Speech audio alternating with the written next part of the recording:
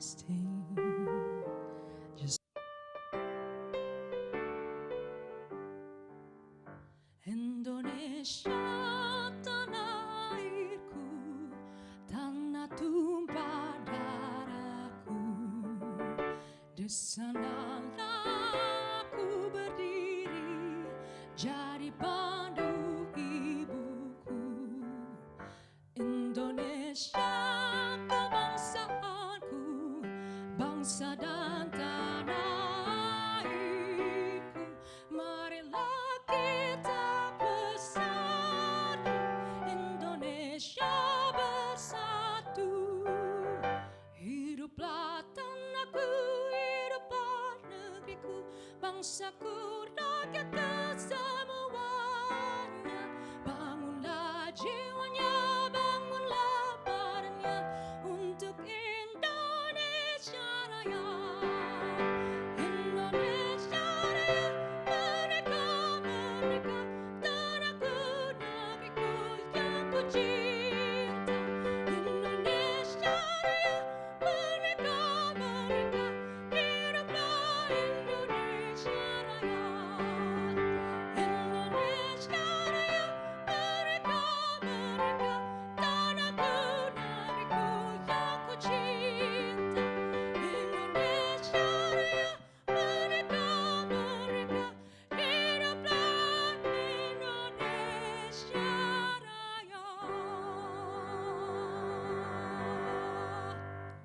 Hadirin dipersilakan duduk kembali. Kami persilakan Ibu Stella untuk mengambil tempat di round table sebagai pembawa acara. Terima kasih. Indonesia Roundtable of Young Economists. Assalamualaikum warahmatullahi wabarakatuh. Ini kayaknya saya agak sepi berdiri, duduk di sini sendiri. Saya langsung undang aja peserta roundtable kita yang lain ya. Pertama-tama saya ingin menyambut dengan hormat Pak Vankar Umran selaku Direktur Utama PT Askrindo. Silakan Bapak. Tepuk tangannya dulu Bapak Ibu sekalian.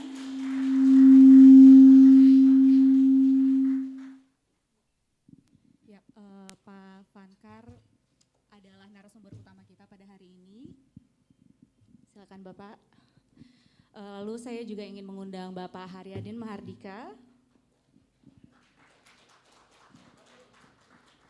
Bapak Haryadin ini atau panggilannya Prof. Adin kita biasanya merupakan Dewan Pembina dari Indonesia Roundtable of Young Economists. Lalu kita juga ada di sini Bapak Ramadhani Pratama atau Pak Dani, ekonomis dari BRI.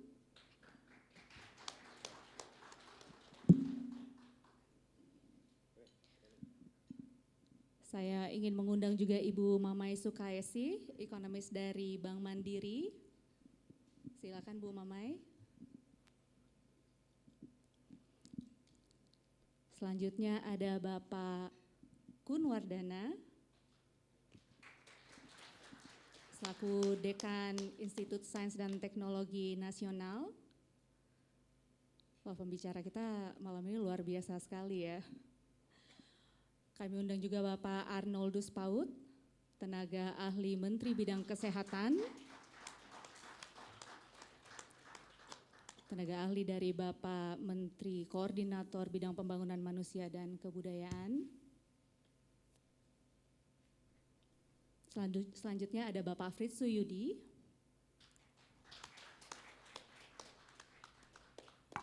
Bapak Fritz ini adalah CEO dari UI Development Center.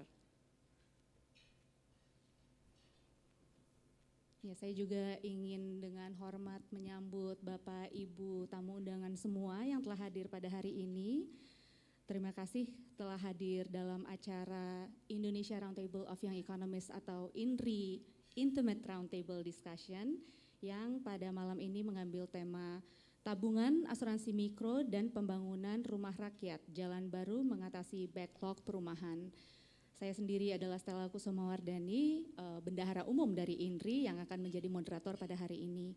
Sebelum kita mulai lebih lanjut, saya ingin mengajak Bapak Ibu semua untuk mendengarkan kata sambutan dari Ketua INRI yaitu Fahrul Fulvian. Kepada Bapak Operator boleh diputar videonya.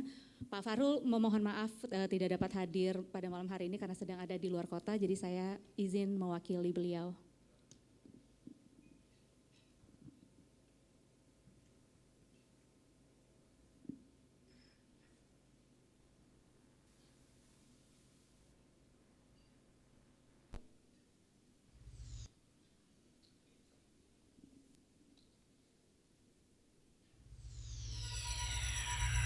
Indonesia Roundtable of Young Economists.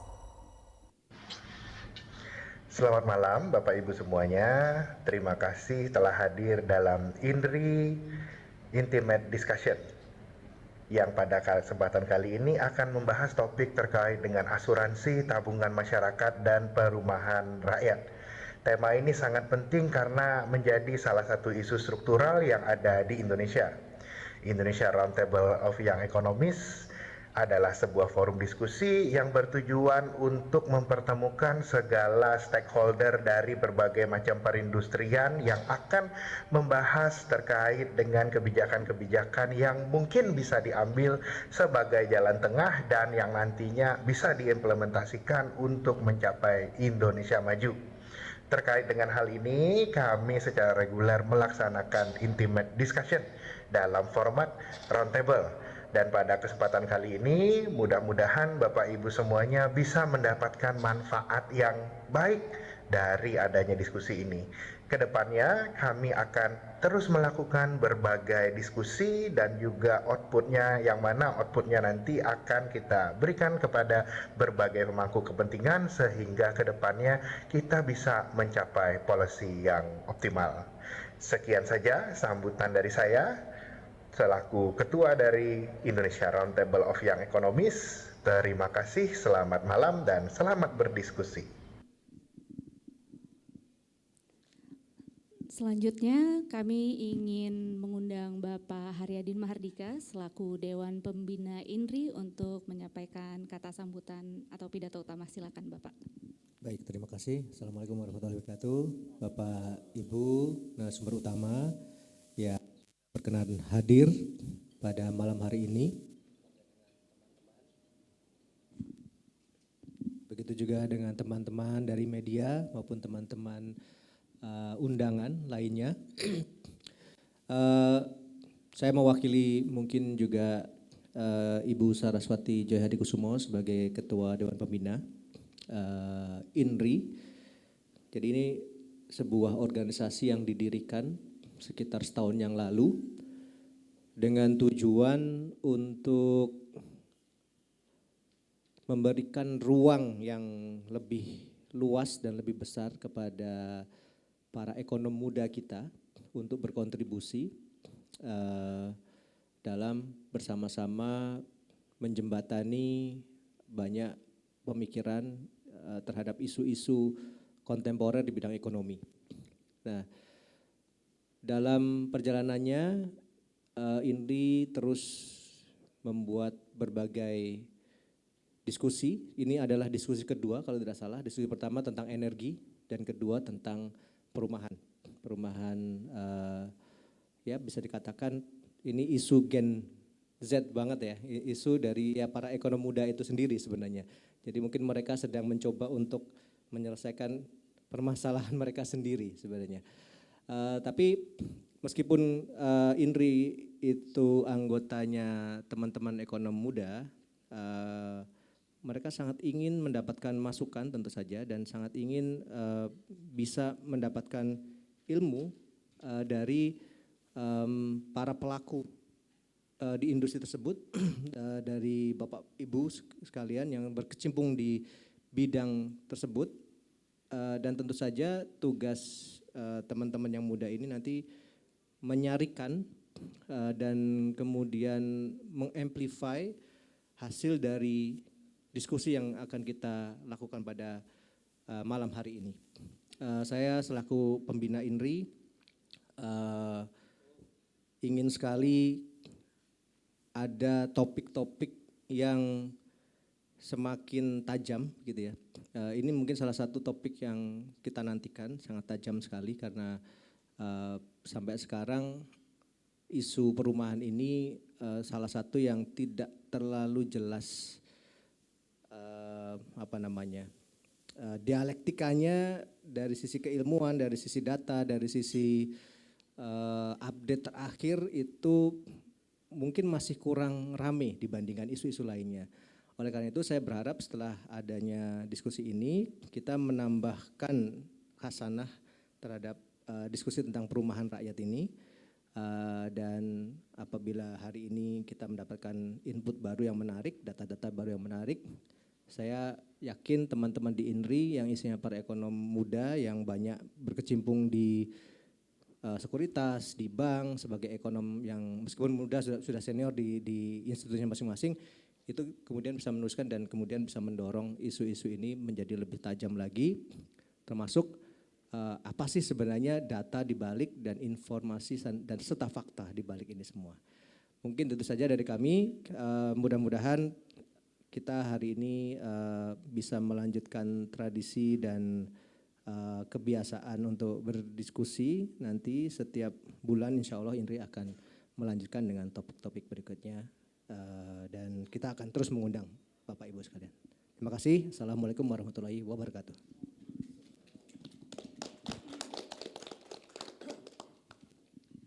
Terima kasih banyak Prof. Adin. Walaupun muda tapi kita manggilnya Prof nih, udah Prof. Iya, jadi Bapak Ibu sekalian seperti yang tadi telah disampaikan oleh Bapak Fahrul dan juga Prof. Adin bahwa kami ini di INRI adalah ekonom-ekonom muda yang sangat memiliki kepedulian yang tinggi terhadap program-program pemerintah yang kami harapkan dapat membantu masa depan kami juga begitu ya Prof. Ke depannya. Dan salah satu program yang saat ini sedang kami perhatikan dengan jeli adalah program 3 juta rumah. Jadi mengingat pada 20 Oktober bulan depan kita sudah 1 tahun ya administrasi pemerintahan Presiden Prabowo Subianto. Jadi kami di sini INRI ingin mengevaluasi, mungkin terlalu keras ya bahasanya. Kami ingin mengobserve lah gitu bagaimana program ini dan kira-kira hambatannya itu di mana dan tentu saja apa solusinya ke depannya. Itulah yang memotivasi kami untuk mengambil tema tersebut pada bulan ini. Selain itu bulan Desember ini juga merupakan bulan lahirnya Ibu Dora Marisigar yang merupakan ibu dari Presiden Republik Indonesia Prabowo Subianto Joyo Hadikusumo. 104 tahun tepatnya pada September ini dan hal ini juga memotivasi kami untuk melihat pentingnya peran keluarga untuk pembangunan Indonesia, baik itu pembangunan ekonomi, pembangunan keluarga dan semuanya itu dimulai dari rumah gitu. Jadi keluarga rumah merupakan asal mula yang sangat pokok untuk pertumbuhan dan perkembangan generasi Indonesia ke depannya. Perlu kami sampaikan kembali juga bahwa pada diskusi ini kami mengharapkan ada pembicaraan yang jujur dan sangat terbuka karena kami ingin benar-benar mencari solusi ya untuk kedepannya bagaimana sehingga sebenarnya aturan untuk diskusi kita malam ini adalah menggunakan Chatham House Rule, yaitu informasi yang akan kita diskusikan ini akan kita sampaikan secara anonymous. Jadi di sekitar kita juga ada teman-teman dari media, dari Garuda TV dan Independent Observer, media dari Bapak Presiden juga. Nanti seandainya ada concern atau apapun terkait ide yang disampaikan, apakah Bapak dan Ibu ingin namanya dicantumkan di situ, pasti akan kami konfirmasi terlebih dahulu mengingat aturan Chatham House Rule tersebut. Nah, marilah kita mulai diskusi ini dengan pemaparan awal pemantik diskusi kita dari Bapak Vankar Umran. Kepada Bapak Vankar Umran, narasumber utama kita malam ini, saya persilakan.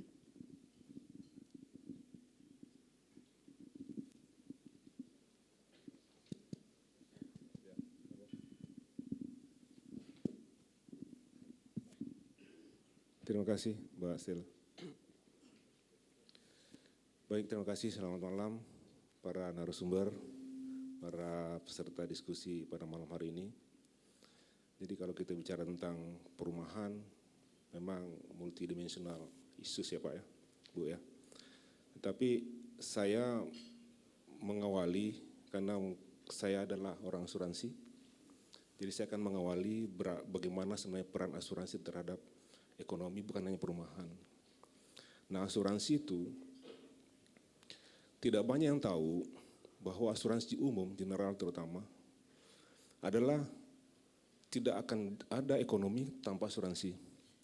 Artinya peran asuransi sama persis dengan perbankan sesungguhnya. Pembiayaan dan asuransi. Kenapa begitu? Buktinya seperti apa? Ketika kita beli rumah harus ada asuransi. Tidak akan ada rumah dijual tanpa asuransi. Ketika kita beli motor sama, itu dari level paling rendah. Nah, tapi kemudian kalau kita angkat lagi ke level lebih tinggi, ketika membangun infrastruktur, jalan tol dan sebagainya, tidak akan pernah jalan tanpa asuransi. Dimanapun di dunia ini. Ketika membangun gedung tinggi, tidak akan pernah jalan tanpa asuransi. So, semua aktivitas ekonomi ada asuransi yang mendampingi. Aktivitas ekspor impor tidak akan pernah terjadi tanpa asuransi di baliknya itu. Itu yang kita kurang pahami sebenarnya. Sehingga saya berterima kasih kepada Mbak Stella, host daripada acara ini, saya bisa diundang untuk memberikan sumbang pemikiran bagaimana peran asuransi. Tentu saja bukan hanya asuransi kalau kita bicara perumahan ya. Jadi kemudian kalau kita bicara perumahan, program daripada Presiden Prabowo 3 juta rumah ya. Tetapi bagi saya adalah bagaimana 3 juta rumah ini dimaknai bukan sekedar membangun 3 juta rumah sebenarnya. Tetapi adalah menyelesaikan backlog perumahan. Kalau kita sebut 3 juta. Karena kalau membangun 3 juta rumah, sesuatu yang sangat costly, besar sekali anggaran dibutuhkan. Dan belum tentu cocok juga. Karena ketika kita bangun mereka sudah beli kan. Sedangkan kalau kita buka data dari PKP juga saya lihat nih. 80-90% backlog itu terdapat pada pengusaha kecil, wira swasta kecil. Which is dia sebenarnya tidak punya cash flow yang memadai, tidak stabil cash flow, barangkali tidak bankable. Sehingga dibangunkan rumah untuk mereka tidak akan mampu dibeli. Itulah sebabnya sebenarnya bukan kekurangan rumah kita Mbak Stella. Kalau kita perhatikan jalan-jalan di kompleks perumahan, jalan di daerah, lewat rumah-rumah subsidi, itu banyak juga yang kosong. Ada juga bahkan mangkrak tidak laku. Kenapa? Karena tidak sesuai peruntukannya siapa yang butuh rumah, siapa yang dibangunkan rumah. Kira-kira begitu. Jadi itu problem utama kita di sana semuanya. Kita tidak menyesuaikan antara kebutuhan dengan supply yang diberikan. Demand dan supply tidak matching. Ya. Di bank tidak akan pernah memberikan kredit. Ditolak semua itu. Karena tidak sesuai. Cash flow-nya tidak stabil, kadang-kadang bukan harian cash flow-nya, tetapi mungkin bulanan atau mingguan atau tahunan atau 6 bulanan. Kalau petani misalnya, disuruh bayar cicilan tiap bulan, mana bisa? Dia panennya 3 bulan, 4 bulan sekali. Kalau nelayan, enggak bisa Pak. Jadi harus ada perubahan mendasar di segala sektor, termasuk di perbankan. Skim kredit harus disesuaikan. Tetapi sebenarnya orang bank itu di belakang, paling belakang dia. Bersama asuransi di belakang. Yang perlu diselesaikan di depannya. Ya, panjang-panjang cerita nggak apa-apa ya. Ya. Yang perlu diselesaikan di depannya. Apa persoalan di depan? Yang pertama adalah kita sudah sering mendengar teriakan kan bahwa harga tanah itu mahal, kemudian biaya bangun itu mahal, kemudian lokasinya jauh sehingga gak laku. Semuanya bisa kita solusikan. Harga tanah mahal, mari kita pikirkan bahwa harga tanah itu libatkan lembaga-lembaga yang punya tanah. Misalnya agraria, pemerintah daerah, bank tanah mungkin. Karena memang di sini Pak, tidak bisa dilakukan dengan cara biasa, harus ada spektakuler caranya ini. Tidak bisa cara normal. Kalau cara normal, yakin 100% tidak akan pernah terwujud 3 juta rumah. Makanya lompatan-lompatan, dan terobosan-terobosan baru yang mungkin tidak pernah terpikirkan. Tapi kita harus sambil. Misalnya gini, tanah mahal, Kenapa nggak siapin tanah? Pemerintah tidak perlu keluarkan uang, siapin tanah terlantar itu, dibangun. Caranya bagaimana supaya bisa dimiliki, itu kan ada caranya nanti. Itu cara kedua, step berikutlah itu ada. Kemudian yang kedua adalah harga rumah mahal, biaya bangun rumah mahal. Kita bisa melibatkan banyak sekali stakeholder di sana, Pak. Selama ini kita tidak pernah dipikirkan. Terlibatan BUMN misalnya. Contoh gini, membangun rumah kan ada semen, ada listrik, ada air, ada perizinan, ada baja di situ. Kenapa kita tidak melibatkan BUMN?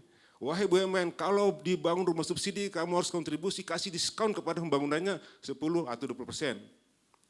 Wahai yang penyedia listrik, berikan diskon kalau rumah subsidi dibangun. Yang punya baja, penyedia baja, BUMN baja, diskonkan dia kalau dia membangun rumah. Jadi ada solusinya, Pak. Seperti itu. Ini belum kita bicara tentang rumah tidak layak huni ya. Rumah tidak layak huni mestinya memang menjadi quick win. Karena itu sangat simpel penyelesaiannya dan murah, tidak perlu melibatkan dana pemerintah sebenarnya. Seperti itu. Boleh lanjut terus saya bicara? Ini saya tertarik ngomong. Iya. Berhubung kita juga berbicara tentang rumah layak huni, sebelum lebih lanjut, mungkin saya ingin bertanya dulu kepada, makasih Pak. Mungkin saya ingin bertanya dulu kepada Bapak Arnold nih yang merupakan tenaga ahli Menteri Bidang Kesehatan ya. Bapak Arnold, mungkin dari sudut pandang kesehatan, rumah layak huni itu sebenarnya yang bagaimana sih Pak? Silakan Pak Arnold. Baik, terima kasih Mbak Stella. Selamat malam semua. Sebenarnya regulasi atau kebijakan terkait rumah layak huni itu sudah dibuat oleh Kementerian PUPR.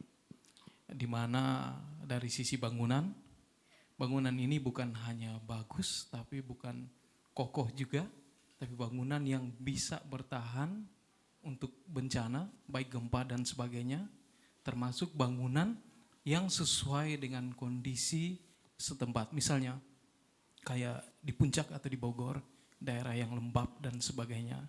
Itu mempengaruhi juga cara kita memilih bahan untuk bangunan sendiri. Nah, hal ini berpengaruh pada implikasinya pada kesehatan. Misalnya rumah yang lembab dan kondisi rumah yang tidak sehat bisa menyebabkan anak-anak kecacingan, seperti contoh terjadi di Sukabumi, dan juga kasus TBC paling besar adalah di Banten dan Jawa Barat. Jadi kita melihat bahwa secara tidak langsung rumah yang sehat dan aman itu berpengaruh besar pada kesehatan orang. Yang kedua, pengelolaan air limbah ini menjadi hal yang menjadi tantangan bagi kita. Apalagi rumah yang dibangun di luas lahan yang tidak terlalu besar, tetapi dipaksa untuk banyak perumahan. Sehingga air, apalagi masih menggunakan air tanah. Dan kita tahu air ini kan bergerak secara gravitasi. Kalau posisi air minum, sumber air minumnya di bawah dan septic tanknya pada di bagian atas, nah ini akan berdampak juga pada kesehatan. Dan satu sisi juga pemerintah juga sudah tahu bagaimana pengelolaan sampah. Tapi ada sebagian tempat sampah itu juga ditumpuk. Jadi 2 atau 3 hari baru diambil oleh truk untuk dibawa ke tempat penampungan. Nah kalau kita lihat ya beberapa lokasi tempat penampungan sampah ini dekat dengan sekolah, PAUD, tempat-tempat kayak posyandu dan sebagainya. Itu juga berpengaruh pada kesehatan, baik polusi udara ataupun juga kecacingan dan sebagainya itu akan terjadi. Nah kalau kita lihat juga penyediaan sistem air minum ini juga kalau kita lihat bagi rumah yang aman dan sehat itu pasti PDAM. Nah pemerintah juga dari sistem penyediaan air minum itu sudah membuat ada standar pelayanan minimumnya. Hanya kita melihat dari sisi bahwa kebijakan terkait pelayanan minimum ini sudah terkait dengan misalkan pengembangan properti. Mereka tahu nggak bahwa ada regulasi seperti itu, atau mereka tahu bahwa kalau mau membuat gedung atau bangunan tertentu harus merujuk pada kebijakan yang ada. Nah kemudian juga proteksi terhadap kebakaran dan bencana yang seperti saya bilang. Banyak rumah yang tidak mempertimbangkan lokasi tanah, seperti di tepi jurang, di tepi sungai dan sebagainya. Sekarang ini banyak orang udah atau komunitas lebih ya sudah mulai mengenal bahwa tempat-tempat tertentu itu berbahaya untuk dibangun rumah atau usaha tertentu. Nah, beberapa rumah ada di tepi jurang dan dekat dengan sungai. Otomatis kalau pembuangan limbah cairnya akan berpengaruh juga ke sungai dan di situ ada ekosistem lain yang hidup di situ. Jadi kalau kita lihat rumah yang aman dan sehat ini, kalau dilihat dari sudut pandang kesehatan ini berpengaruh jika kita memilih baik lokasi, bahan bangunan, dan juga kita akan melihat bagaimana pengelolaan limbah dan sampah yang ada di rumah. Saya pikir itu dari saya dulu. Terima kasih. Terima kasih banyak Mas Arnold.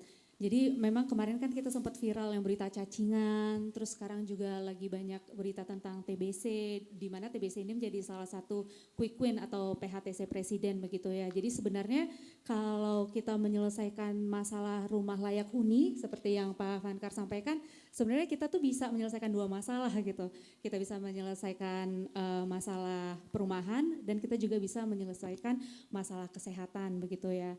Sehingga sebenarnya 3 juta rumah ini bukan hanya masalah kepemilikan rumah begitu ya Pak ya, tapi sebenarnya ada hal yang lebih penting lagi di situ, yaitu bagaimana kita menyediakan rumah layak huni karena ini akan berimplikasi pada kesehatan masyarakat. Nah kalau udah ngomong kesehatan masyarakat itu kita sebenarnya panjang, bisa lagi cerita tentang biayanya ke BPJS Kesehatan jadinya lebih besar begitu ya. Jadi mungkin terima kasih banyak Mas Arnold atas masukannya terkait rumah layak huni ini. Mungkin dari karena saya tahu Mbak Mamai di sini selain bankir juga ahli di bidang konstruksi dan semen nih Mbak Mamai. Jadi mungkin terkait tadi yang Pak Vankar katakan bahwa harga bangun rumah ini mahal, padahal sebenarnya ada kerjasama yang bisa kita laksanakan dengan BUMN semen begitu. Mungkin Mbak Mamai ada komentar terkait backlog semen maupun rumah layak huni. Silakan Mbak Mamai. Baik, terima kasih Mbak Stella. Selamat malam Bapak Ibu. Jadi terkait tadi masalah backlog perumahan yang tercatat menurut data BPS itu ada 9,9 juta. Betul kata Bapak itu kita harus lihat baik dari sisi demand maupun dari sisi supply. Nah kalau terkait biaya bahan bangunan memang contohnya semen ya, mungkin keikutsertaan BUMN untuk membangun program 3 juta rumah ini sangat diperlukan. Kenapa?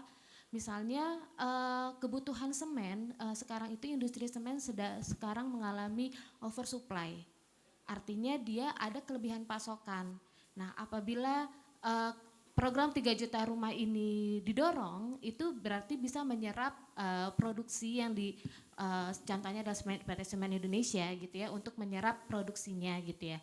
Dan itu bisa membantu selain dari program 3 juta rumah sendiri dan juga demand dari permintaan akan semen. Nah itu mungkin bisa menjadi salah satu terobosan buat selain mendorong program 3 juta rumah juga terkait kondisi perusahaan ya, karena memang industri semen ini sedang mengalami oversupply gitu ya. Terus yang kedua terkait biaya konstruksi lainnya itu kita lihat memang perkembangan dari harga biaya konstruksi ini memang semakin lagi meningkat gitu ya, karena terutama didorong oleh beberapa faktor selain dari harga komoditas seperti harga batu bara, juga ada nilai tukar rupiah yang sekarang ini mengalami pelemahan. Nah ini mungkin salah satu yang bisa dilakukan oleh BUMN karya ataupun kontraktor karya, terutama yang di properti gitu ya, itu bisa juga untuk mendorong bagaimana penyerapan dari pembangunan rumah ini, membangun konstruksi perumahan itu bisa sesuai dengan kebutuhan dari Gen Z gitu ya, dan itu bisa mendorong kontraktor itu menjadi lebih murah. Mungkin itu bisa jadi solusi untuk bagaimana BUMN ataupun kerjasama antar BUMN ini untuk mendorong 3 juta rumah. Terima kasih banyak Mbak Mamai. Ini ada statement menarik ya, ternyata industri semen itu sedang mengalami oversupply gitu. Jadi di satu sisi sebenarnya ada oversupply semen, tapi di sisi lain program 3 juta rumah ini nggak berprogres gitu. Pak Pankar mungkin dari diskusi sedikit yang barusan kita lakukan ini ada tanggapan? Ya, saya mau lanjutkan cerita tadi bahwa keterlibatan banyak sekali stakeholder itu penting, tetapi harus ada yang ngelit ya. Misalnya kita bilang kerjasama lah BUMN, terus harus ada yang merintah dia. Kalau hanya ngajak-ngajak gitu Pak, Ibu enggak jalan. Harus ada yang perintah, artinya tidak berarti kita merugikan BUMN semen, kemudian memberikan diskon 10-15%. Itu tidak bermaksud merugikan BUMN baja, BUMN listrik, BUMD air dan sebagainya. Tetapi kita mau memastikan bahwa mereka terpanggil untuk mendukung program pemerintah kita 3 juta rumah. Tanpa itu, kan masalahnya kan banyak tanah tadi, kita dibilang. Ini masalah rumah itu biaya bangun mahal. Kalau biaya bangun mahal, maka harga beli semakin mahal, semakin tidak mampulah masyarakat kita beli. Karena yang backlog itu adalah tadi 80-90% adalah masyarakat penghasilan kecil, wira swasta kecil, bukan pekerja informal, itu hanya sedikit. Sehingga memang harus ada yang ngelit, harus ada yang pimpin. Mungkin existing satgas atau kementerian diberikan legitimate power yang lebih tinggi lagi untuk mengkoordinasikan berbagai stakeholder lembaga lain seperti itu. Itu penting. Ya, jadi berhubung tadi Bapak udah mention satgasnya nih Pak, ya. Kira-kira apa nih solusi dari Bapak untuk yang satgas perumahan ini? Kalau boleh kita sampaikan secara eksplisit begitu Pak. Saya mungkin satgas itu terakhir ya, nanti kita tahan dulu. Satgas adalah ketika konsep itu sudah kita bicarakan, kita clearkan, satgas baru kita bicara belakang. Jadi konsep perumahan itu seperti itu. Nah, tadi 80-90 yang tidak punya penghasilan tetap. Kemudian dari sisi lain, pembangunan kita sekarang ini kan di mana ada tanah, di situ dibangun. Di sana punya tanah sendiri, dibangun oleh developer. Sehingga tersebar-sebar. Sehingga terjadilah yang namanya ekonomi biaya tinggi, sprawl, urban sprawl itu. Yang kalau kita Jakarta, yang saat pagi yang ada yang ke sana, ada lagi yang ke sini, ke kiri, ada yang ke kanan, sembrawl situ. Akhirnya beli bensin pun mahal, ekonomi biaya tinggi, waktu habis. Tapi kalau bikin suatu tempat yang terpusat, misalnya contoh, di Kemayoran itu kan banyak tanah pemerintah telantar sana. Kenapa Perumnas tidak diberikan kesempatan bangun? Perumnas memang saya lihat sudah pernah bangun, tapi tidak terintegrasi. Bangunlah misalnya 10 tower sana, bisa menampung 10.000, 20.000, 50.000. Tetapi, dan akan menjadi pusat bisnis sana. Kemudian ketika jadi pusat bisnis, diberikan akses ke kota. Sehingga kalau pagi-pagi, orang itu lari bekerja ke kota 1 jalur. Sore 1 jalur. Dan ini setengah jam nggak nyampe sampai Sudirman. Itu menjadi mengurangi biaya tinggi juga. Jadi ada konsentrasi yang harus dibangun. Termasuk misalnya di daerah industri. Katakanlah di Tangerang, di Cikarang, bahkan di Batang itu, mestinya pemerintah membangun suatu tempat di sana, perumahan di sana, yang berdiri lebih tinggi, menampung pekerja-pekerja pabrik yang ada di situ, tidak menjadi rumah-rumah kumuh kiri kanan di sana. Tapi direncanakan. Misalnya Batang, mumpung masih baru tuh, bisa dibangun di sana konsentrasi. Sehingga pekerja itu ya dalam waktu 1 menit, 2 menit, nyampe di kantornya, nyampe di pabrik. Tidak semrawut. Yang bikin macet kita kan semrawut. Jadi bukan hanya kesehatan diselesaikan semuanya, tapi juga termasuk kemacetan, termasuk ekonomi biaya rendah. Karena kayak cost kan termasuk waktu kita efektif, seperti itu. Nah itu baru kita bicara tentang perumahan ya, kita belum bergeser pada rumah tidak layak huni. Nanti kita harus bicara lebih serius itu karena itu adalah quick win di situ. Nah silakan kalau masih ada tentang perumahan, saya akan bicara nanti tentang rumah tidak layak huni. Baik, terima kasih banyak Pak Pankar. Jadi sebenarnya ada banyak opportunity gitu ya. Sebenarnya ada tanah luas di Kemayoran, terus juga kita punya industri di Karawang yang di sekitar itu juga tanahnya itu masih luas untuk dibangunkan perumahan gitu. Itu kalau bicara kota ya. Iya, Kita mungkin, bicara di pinggir kota pun semuanya sama, tapi solusinya beda. Di pinggir kota atau kabupaten itu sebenarnya banyak sekali tanah luas. Mungkin dia agak jauh sedikit dari kota, 5 kilo, 10 kilo, bahkan even 20-30 kilo. Tapi kalau kita bikin sentra perumahan di sana, meliputi sekian ribu rumah, kemudian kita bikin sentra bisnis, ekonomi akan tumbuh di sana. Ekonomi baru, berarti ada pengentasan kemiskinan, ada ketahanan ekonomi. Tapi pemerintah punya tugas adalah memberikan akses ke kota. untuk melakukan aktivitas bisnis di kota atau aktivitas kerja. Tapi sana menjadi pusat. Jadi sehingga orang mau ke sana itu terpusat, tidak berarti kemudian yang sekarang ini di sana ada 50 rumah, di sana 30, di sana 20, terus kita mau milih di mana nih? Tapi kalau sini terpusat sekian ribu rumah dan ekonomi baru tercipta, sentra bisnis baru, akan lari orang ke sana otomatis, demand akan ke sana. Jadi yang kita butuhkan adalah bagaimana sentralisasi. Sentra bisnis, kalau di desa itu seperti itu, kalau di kota memang gak ada tanah, tapi tanah perintah banyak. Seperti itu, Bu. Terima kasih banyak Pak Vankar.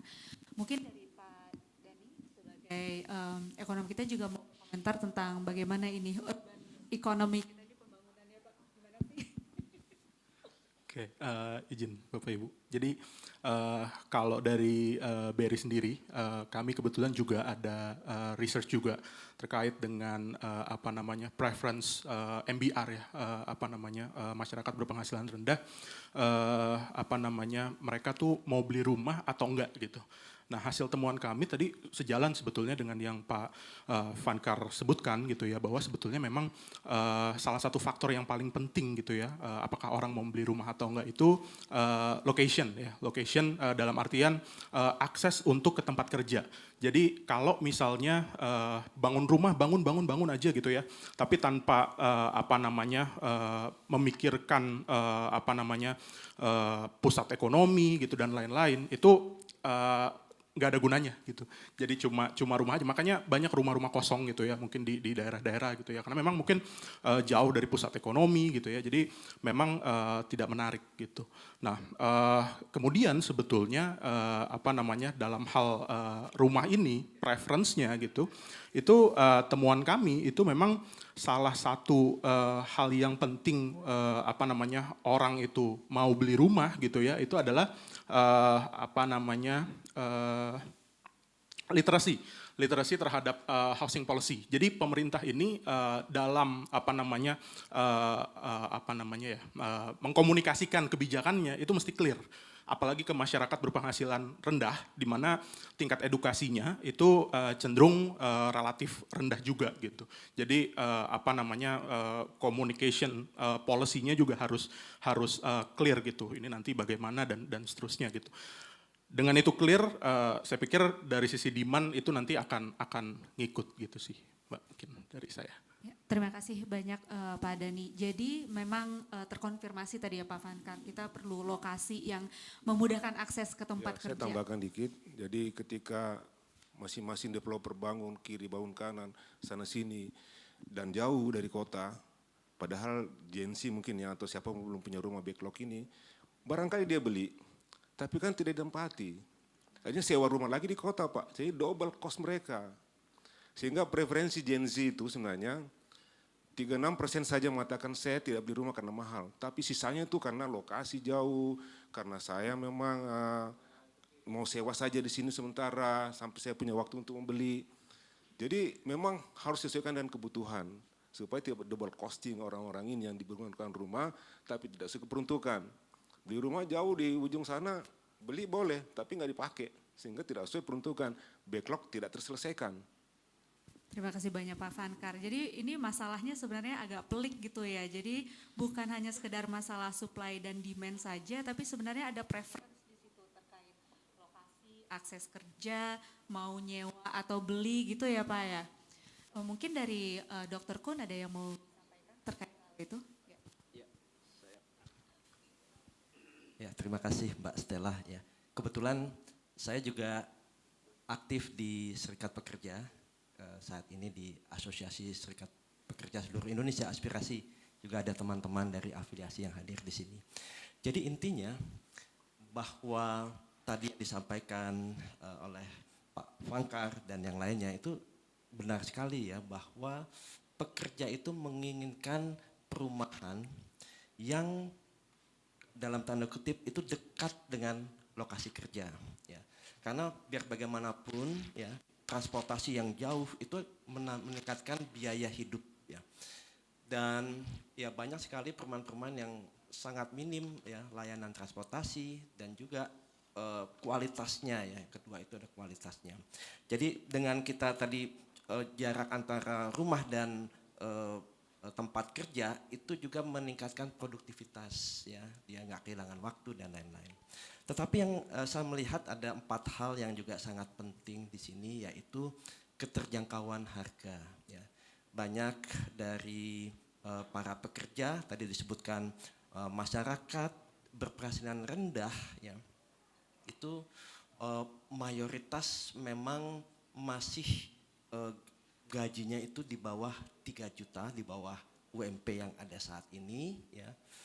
Yang MBR yang menengah itu antara 3 sampai 5 juta ya, yang atas itu di atas UMP yang ada. Tetapi kalau kita lihat dari mayoritas ini ya, mereka cukup kasihan juga ya. Yang pertama, dia tidak punya agunan ya.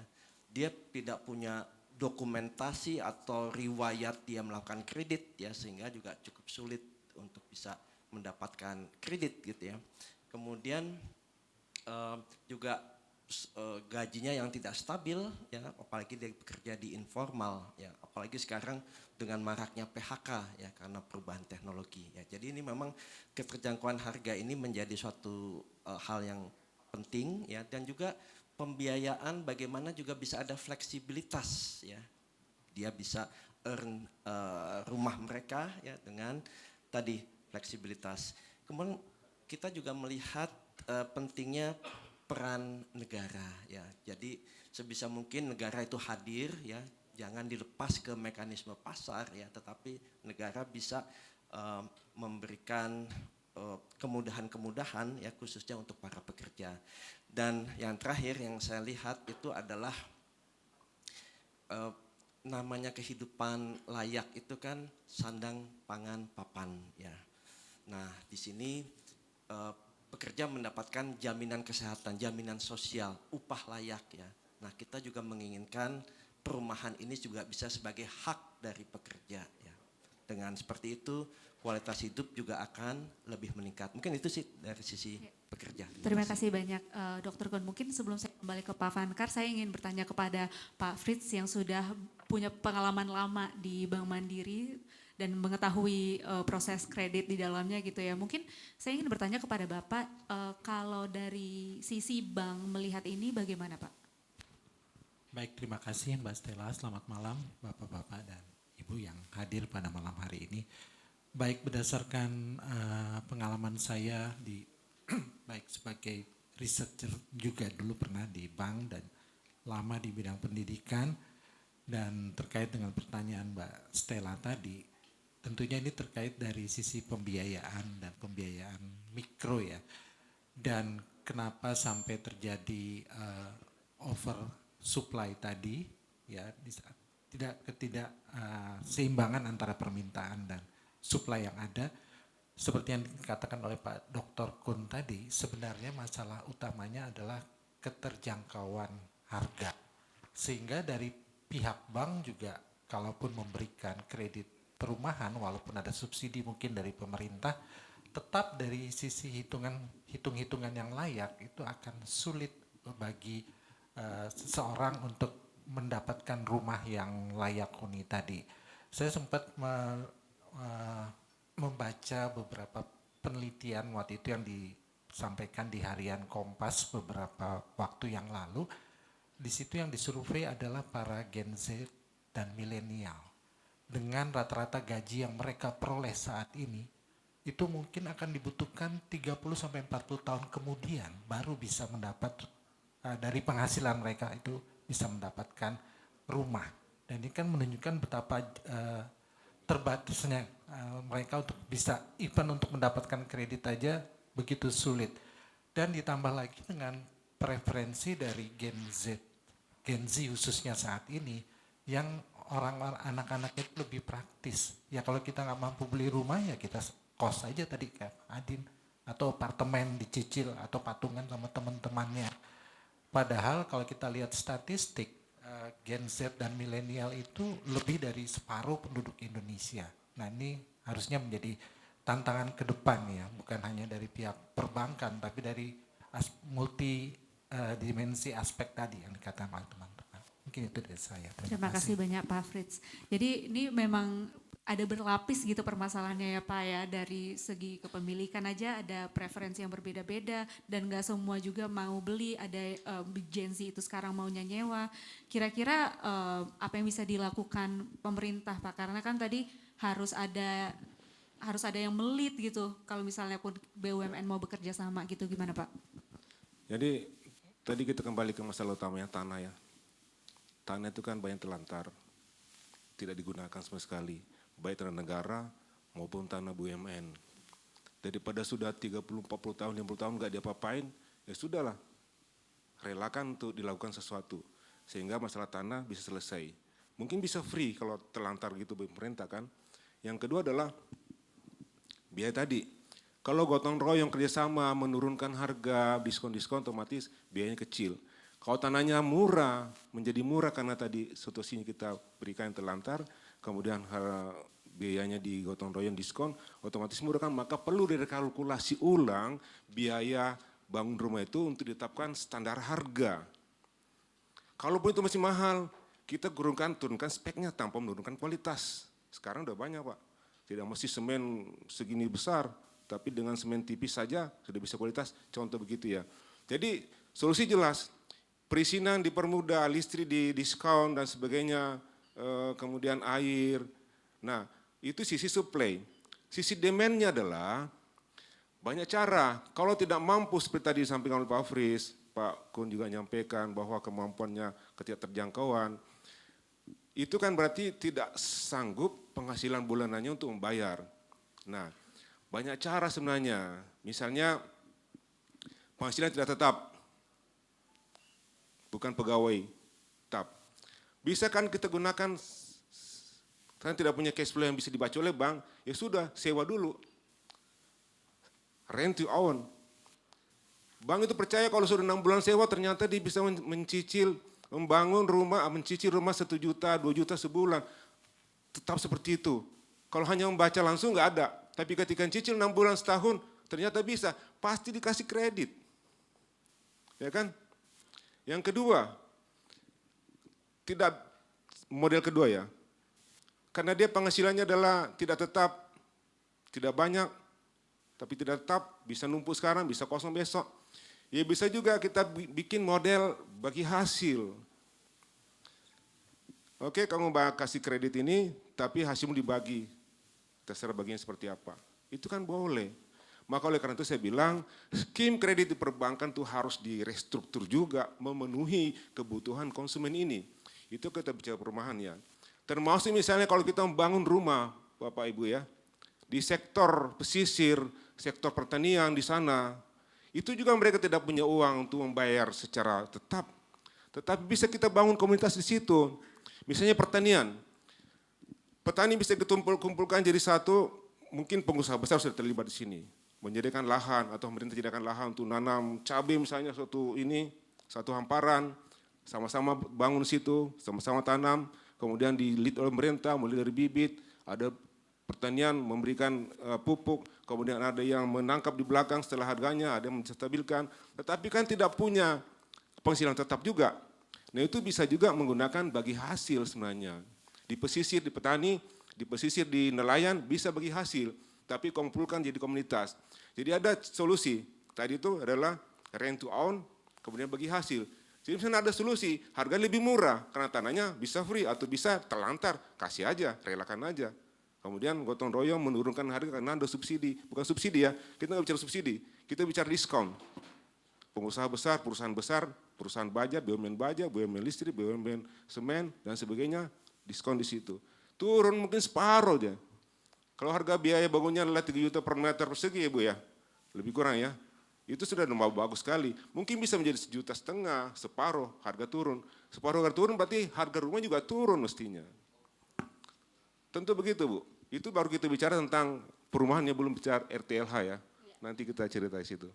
Terima kasih banyak Pak Vankar. Jadi kalau misalnya kita belanja masalah, tadi ada beberapa permasalahan ya. Yang pertama masalah tanah, karena klasik banget di Indonesia itu setiap proyek itu biasanya jadi mahal karena tanah ya Pak ya, untuk penggantian ini kan tanah yang digunakan. Nah, ini kan tadi Bapak Ibu semua udah mendapatkan kesempatan berbicara ya. Jadi kita inginnya kita langsung diskusi gitu tanpa perlu dipersilakan oleh moderator. Kalau Bapak Ibu merasa ada yang perlu ditanggapi, boleh langsung saja ya Bapak Ibu.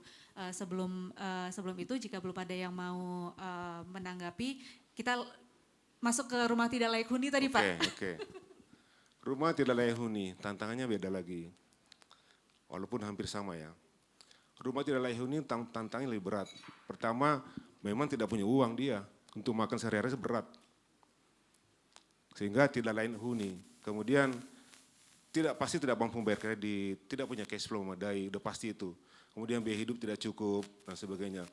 Contoh misalnya layak huni itu ada gambar enggak? Contoh sini, ini ada gambar lebih besar lagi. Ada kayaknya depannya tuh. Ya kayak gini ya. Itu kan di pedesaan ada, di perkotaan ada tuh. Nah ini Pak, ini Bu, gambar ini. Orang ini tidak akan mampu membangun rumahnya. Jangankan bangun atap saja tidak mampu dia tambal. Padahal itu kena hujan, kena air, kena panas kan. Dindingnya tidak bisa. Nah untuk yang begitu-begitu, saya memikirkan bahwa untuk rumah tidak layak huni kita bagi dalam 3 kelompok. Pertama yang berat, yang sedang, dan ringan. Yang berat itu sebenarnya pada kiri tadi itu. Ya. Nah, kalau kita bicara tentang yang berat dalam arti rumahnya tidak udah mau runtuh gitu ya. Kemudian tidak punya penghasilan. Sudahlah pemerintah kasih aja uang, kasih rumah saja. Gampang sekali cerita kasih rumah. Ada solusinya. Jadi gini. Rumah yang kalau kita bicara tentang tidak layak huni antara 20 juta. Ya. Kalau kita bilang yang berat itu adalah 10% saja berarti ada 2 juta. 2 juta itu kalau dibagi 4 tahun atau berapa tahun, mau 5 tahun atau 4 tahun, anggaplah 4 tahun ya, kalau 4 tahun kan, berarti kan 1 tahun tinggal 200.000 ya. Kalau 10 juta yang di desa tadi itu, yang tidak layak huni, ini cerita desa dulu karena beda solusi di kota, 10 juta kalau kita bagi 4 tahun berarti 2,5 juta. 2,5 juta setahun kan? Oke. Kalau yang beratnya adalah 10% berarti 250.000 saja. Nah, saya menghitung, kalkulasi sendiri, mungkin nanti Ibu bisa menambahkan.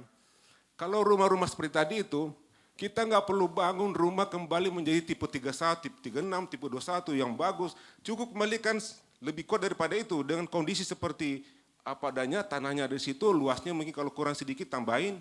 Dan itu tanahnya sendiri. Dan itu membangun itu sebenarnya 30 juta sudah cukup, membangun baru. Mengadakan baru. Dan gimana caranya? Kalau 250.000 dikali 30 juta, berapa tuh? Berapa? Nah, caranya gini, ya Bu ya. Pemerintah daerah, kabupaten, ini cerita desa dulu kota, cerita lain lagi. Itu kan di desa itu banyak juga rumah seperti katakanlah di Bogor, tapi Bogor kota ya, ini desa dulu. Di Bogor misalnya, tapi itu ya termasuk bukan kota metropolitan. Itu kan di kota-kota kabupaten ada rumah di sini tidak layak. Di sana kan ada pengusaha. Sebenarnya contoh di Bogor ada 4.500, ada tanya ya, rumah tidak layak huni. Kalau dibagi dalam 4 tahun berarti ada 1.000 lebih kurang ya setahun. Pengusaha di Bogor itu yang menengah ke atas itu 1.000 hampir 2.000.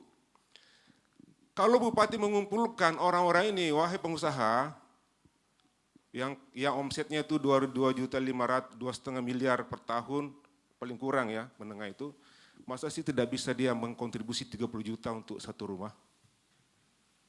Mungkin saja tetangganya itu. Mungkin saja saudaranya yang punya rumah seperti itu. Kenapa tidak bisa? Kalau 1.000 pengusaha, 1.000 rumah selesai persoalan. Mungkin di sana nanti katanya, siapa yang bisa? Saya Pak, kan berapa? Saya 2, saya 3, saya 10. Selesai persoalan. Jadi libatkan orang-orang di daerah, pengusaha daerah, bukan hanya pengusaha properti, tapi pengusaha daerah yang sudah hidup daerah itu mendapatkan nafkah dari daerah, berilah kontribusi ke sana. Kalaupun tidak bisa kontribusi secara rela, CSR-nya bisa jalan. CSR itu kalau perusahaan swasta 1%, kalau perusahaan BUMN 4%. Belum kita cerita CSR ya, nanti ada. Jadi satu rumah di satu kabupaten itu sebenarnya bisa diselesaikan oleh masing-masing pengusaha di situ. Di Bogor saja yang banyak itu bisa, karena pengusahanya lebih banyak daripada rumah yang tidak layak huni, yang 10% yang berat. Tapi kalau yang sedang, mungkin karena sanitasinya saja kurang, mungkin karena air bersihnya kurang, so nggak perlu bangun rumah. Bikinkan sanitasi dalam kelompok, 20-25 rumah, bikin sanitasi di situ. Dan itu mungkin hanya 100 juta kan, satu rumah, untuk 20 rumah. Jadi nggak banyak juga sebenarnya. Sehingga bisa selesai. Sedangkan ini, baru masuk lagi kalau pengusaha daerah kewalahan, ini kita nggak bicara dana pemerintah sama sekali, nggak ada subsidi. Perusahaan BUMN itu untungnya 300 triliun. Kalau 7 BUMN saja, besar itu 300 triliun juga, karena banyak yang rugi. Ya artinya yang untung itu banyak lebih daripada 300 triliun. Yang untung itu harus 4%. Sebulan saja 7 perusahaan besar, bank ada 4, ada Pertamina, ada PLN, dan sebagainya, 300 triliun. Kalau dikasih dia ambil 4%, berarti kan 12 triliun. Asum bahwa separuh saja, separuh itu harus dipaksa, quote unquote, lakukan alokasi penyaluran untuk menyelesaikan backlog yang rumah-rumah kumuh ini. BRI, Mandiri, PLN, Pertamina, ada 6 triliun kalian punya uang, silakan pilih yang mana kalau mau selesaikan. Selesai Pak, saya udah kalkulasi Pak, sudah kalkulasi itu. Jadi kita kadang memikirkan membangun rumah sebenarnya. Yang harus kita pikirkan adalah menyelesaikan backlog perumahan. Itu Bu, itu di desa tadi ya. Terima kasih banyak Pak. Jadi memang ini sebenarnya solusi yang sangat mungkin karena memang merupakan suatu hal yang sebenarnya telah dilakukan pemerintah juga di beberapa kasus gitu ya. Jadi tapi sporadis, ya, tidak benar. terstruktur, Ya. tidak terintegrasi. Benar. Saya ingin bertanya dulu mungkin kepada Mas Arnold dari Kemenko PMK. Bagaimana sih pemerintah itu melakukan bedah rumah yang seperti ini? Karena saya tahu untuk yang kasus askariasis kemarin kan yang di Sukabumi salah satu yang dilakukan untuk menangani hal itu kan jadinya bedah rumah ya. Boleh mungkin di-sharing pengalamannya dalam melakukan hal serupa gitu. Silakan. Baik, terima kasih Mas Stella. Pak, saya bawa ini kita lebih jauh di NTT, perbatasan dengan Oikusi, Timur Leste, salah satu daerah namanya Amfuang Timur. Di situ listrik itu mulai jam 6 sore baru hidup. Kadangkala jam 12 malam sudah mati. Sumbernya masih jauh gitu ya? Ini paling terjauh Pak. Saya pernah sampai di sana, tinggal di sana juga. Jadi saya bisa tahu kondisi kayak gimana. Sinyal dari Timur Leste yang paling kuat daripada Indonesia Pak. Tetapi di sana gereja itu bekerja dengan inisiatif sendiri untuk menolong orang dengan rumah yang sulit. Gimana cara kerjanya? Cara kerjanya adalah dia nggak mendekati bahwa orang yang punya CSR atau pengusaha besar, tapi door to door. Termasuk saya membantu 2 sak semen untuk rumah itu. Jadi ada rumah-rumah tertentu yang sudah diidentifikasi bahwa tidak layak huni, tidak aman, tidak sehat, lalu dicarikan dana door to door. Dan itu terjadi. Rumah itu dalam 3 bulan Pak, rumah itu udah berdiri jadi dan mereka bisa tinggal. Tetapi tidak mengurangi kearifan lokal. Seperti dibangun dindingnya dengan kayu atau bahan pelepah nila kayak gitu Pak. Jadi tapi rumah itu menjadi lebih baik bagi mereka. Mengembalikan seperti benar, lebih bagus dibanding sebelumnya. Betul Pak, kan? Tetapi itu masih inisiatif pribadi. Ya. Bukan menjadi kayak suatu kegiatan yang kolektif, dilakukan yang terencana dengan baik, ya melihat strategi ke depan bahwa kalau dengan pendekatan ini 5 tahun atau 3 tahun ke depan berapa rumah ini sudah akan terbangun. Tapi ini pendekatan pribadi. Kalau saya setuju seperti Bapak bilang, jika kita menggerakkan orang untuk bisa membantu, itu bisa terjadi. Terjadi juga orang membangun gereja dengan gerakan Rp1.000 per hari. Jadi inisiatif untuk mengumpulkan 1.000 per hari untuk bisa membangun. Bahkan membangun sumur-sumur bor dengan 1.000 per hari. Saya ngomong ini karena adik saya sendiri yang melakukan hal tersebut. Jadi Tapi pelaporan itu ada dia buat. Bahkan 2 sak semen sendiri itu diberikan foto dan laporan keuangan. Jadi menurut saya inisiatif-inisiatif yang kita berpikir secara urgensi itu bisa terjadi. Selain kita berpikir secara strategis bagaimana melihat ke regulasi dan sebagainya. Tapi menggerakkan seperti Bapak sampaikan, saya setuju Pak. Ini yang perlu direncanakan dengan baik. Mungkin itu dari saya. Terima kasih. Jadi kalau kita hitung angka, kita akan berpikir kok banyak banget angkanya, uangnya dari mana. Contoh tadi kan kita bagi berat, ringan, sedang, dan ringan. Kalau berat tadi kan 10% 250.000 ya Indonesia di desa ya. Kemudian sedang 7,5, kemudian yang ringan 1,5 juta. Itu kalau yang berat saja 250.000 kali 30 juta 7,5 triliun. Pertanyaan dari mana uangnya? Kaget kita. Tetapi kalau dengan cara tadi masing-masing bupati, tetapi kembali harus ada yang lead. Ada yang maksa quote unquote. Bupati kumpulkan pengusahamu di sini. Suruh dia kontribusi. Kalau perlu gini Pak, supaya ada trust ya. Saya sebagai pengusaha kalau saya kasih Bapak uang 30 juta saya nggak percaya. Nanti uang saya dikorupsi dong. Oke, gini aja deh. Kamu tunjuk rumah yang kamu mau benahi yang mana? Kamu mau bikin sendiri atau dibikinkan oleh kontraktor? Nanti 3 bulan atau sebulan kamu lihat kalau ada rumah itu berdiri, berarti uangmu teralokasi dengan baik. Kalau tidak ada berarti kau tuntut ke sini. Kan gitu aja Pak, simpel kan? Karena trust juga penting. Suruh kumpulkan uang 3 juta, 33 juta, terkumpul 7,5 triliun, hilang. Kemana itu barang? Tapi kalau bupati sudah memanggil pengusahanya, dia kamu mau yang mana, kamu mau berapa, saya 1, tapi saya mau tetangga saya, silakan. Kalau perlu tulis itu, ini dibangun oleh siapa, kalau perlu. Jadi ada trust yang bisa kita pegang sehingga selesai persoalan. 7,5 triliun itu selesai persoalan. Kemudian sedang mungkin renovasi kecil, anggaplah 5 juta saja, mungkin tidak nyampe 5 juta.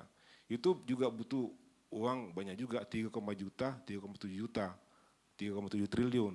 Kemudian yang ringan 2, triliun, 6 triliun. Jadi ada 10 tambah 6, 16 triliun butuh uang untuk menyelesaikan. 16 triliun ini kan tadi itu. Yang tadi itu gotong royong tadi itu istilahnya. Yang berat. Yang sedang ini, dari mana uangnya? Tadi kita cerita bahwa ada CSR-nya dari perusahaan besar. Dari 7 perusahaan besar saja 12 triliun. Pastikan atau paksa mereka bikin aturan untuk tahun ini atau untuk CSR itu separuh daripada CSR itu harus dilokasikan kepada rumah tidak layak huni. Selesai persoalan Pak. Tapi integrasi dan ada legitimate power yang maksa itu. Ada legitimate power yang mengkoordinasikan. Kalau tidak, dia akan jalan juga. Ini belum masuk ke subsidi.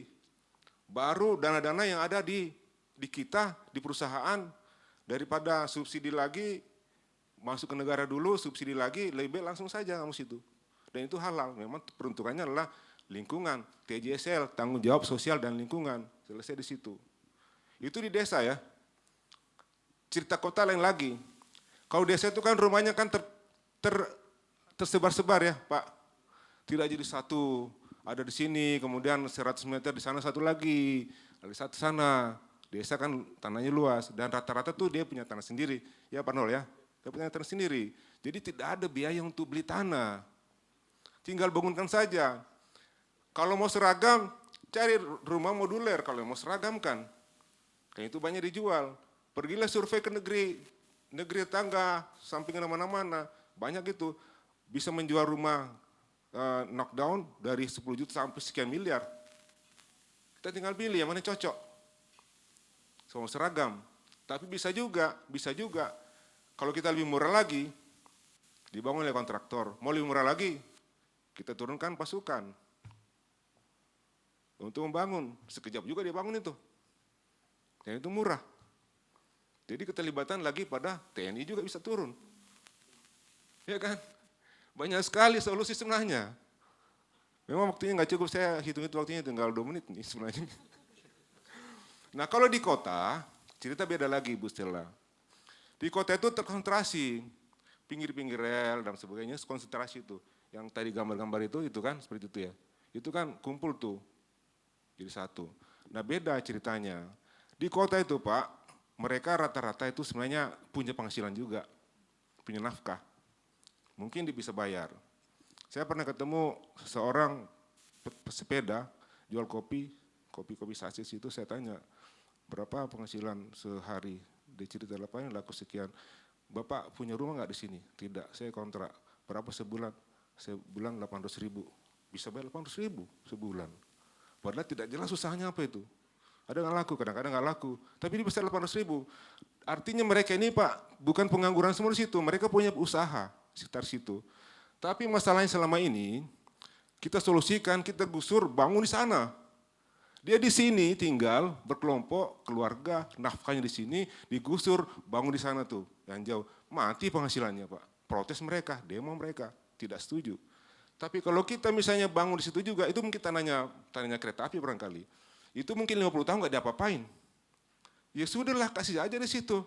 Dibangun semacam flat, yang bisa dicicil. Bikinkan klinik di situ, klinik kecil, bikinkan sanitasi dan sebagainya. Sehingga selesai persoalannya. Bisa dicicil, karena punya penghasilan. Walaupun tidak tetap, makanya tadi itu sistem sewa rent to own, atau bagi hasil, terserah mau dipilih bank, tapi skemnya harus menyesuaikan. Seperti itu, Stella. Terima kasih banyak Pak Vankar. Bagaimana nih BRI dan Mandiri melihat mekanisme seperti rent to own maupun ini ya? Baik, terima kasih Mbak Stella.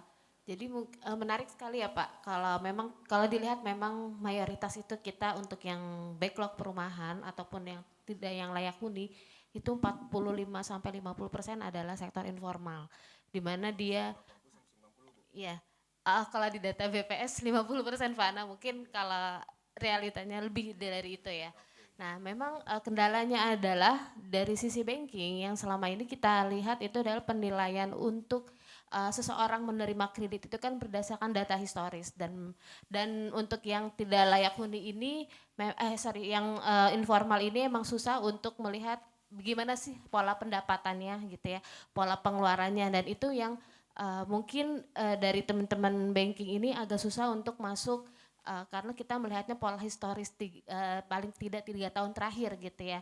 Nah mungkin ada salah satu cara yang tadi bisa dilihat, tidak hanya lihat dari pendapatannya, tapi mungkin lihat dari pola pengeluarannya. Mungkin sekarang ini kan ada bagaimana dia pakai digital, atau mungkin yang masih Gen Z gitu ya, ataupun yang udah mengenal smartphone gitu ya, bagaimana pola belanjanya seperti apa, dan itu bisa jadi penilaian dari banking untuk lihat, oh ternyata mereka walaupun pengeluaran pendapatannya tidak tetap, tapi ada nih pola pengeluaran yang bisa dimasuki gitu ya. Paling tadi contohnya 800.000 sebulan, berarti kan mereka seharusnya punya, walaupun hari ini tidak dapat, besok dapat gitu ya, dan itu bisa jadi masukan buat perbankan untuk membiayai kredit situ. Jadi memang ada pola-pola inovasi pembiayaan yang tidak konservatif gitu ya Pak, bisa lihat dari pola pengeluarannya ataupun dari ini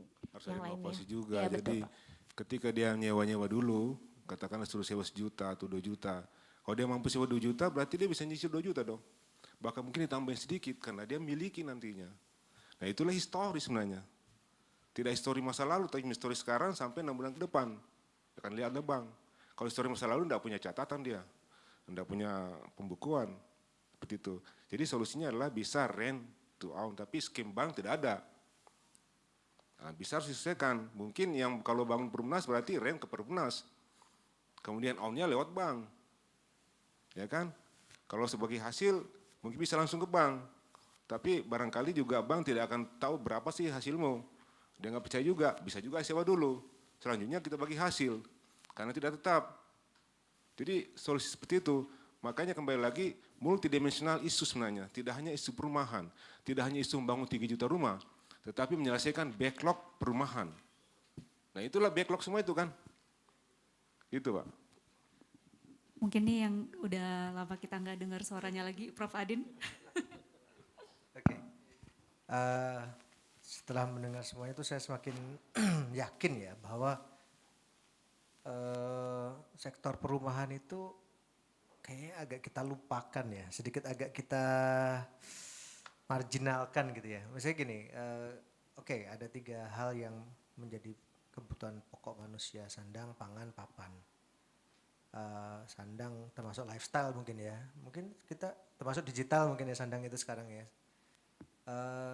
Bisa dibayangkan udah berapa puluh bahkan berapa ratus triliun subsidi, fasilitas, insentif yang disediakan pemerintah untuk mendorong sektor ini gitu.